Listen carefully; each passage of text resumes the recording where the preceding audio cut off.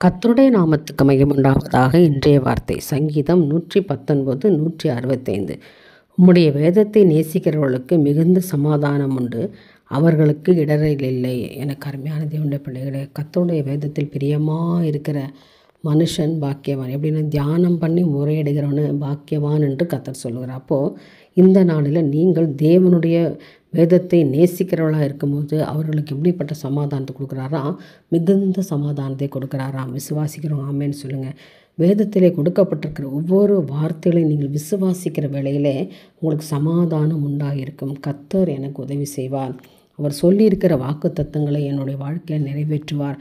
வேதத்தை நான் தியானிக்கும் பொழுது, தியானம் பண்ணி ஆண்டவர்கிட்ட முறையிடும் பொழுது உங்கள் வாழ்க்கையை தேவன் மாற்றுகிறவராக இருக்கிறார். அல்லேலூயா. அப்படிப்பட்ட பிள்ளைகளுக்கு இடரல் என்பதே இல்லை. அதாவது இடரல் என்பது ஒரு தடை, நமக்கு முடியாது நடக்காது என்பதே இல்லை. எல்லாவற்றையும் தேவன் செய்கிறதுக்கு உங்களுக்கு கிருபை கொடுப்பார். ஏனென்றால் நீங்கள் கர்த்தருடைய பிள்ளைங்க, தேவனுடைய வசனத்தின்படி நடக்கிறவங்க, நீங்கள் வேதத்தை நேசிக்கிறீங்க இல்லையா? ஆண்டோடைய வேத புத்தகத்தை நீங்கள் நேசிக்கிறீங்க. அதிகாலையில் அவர் நீங்கள் தேடுறீங்க.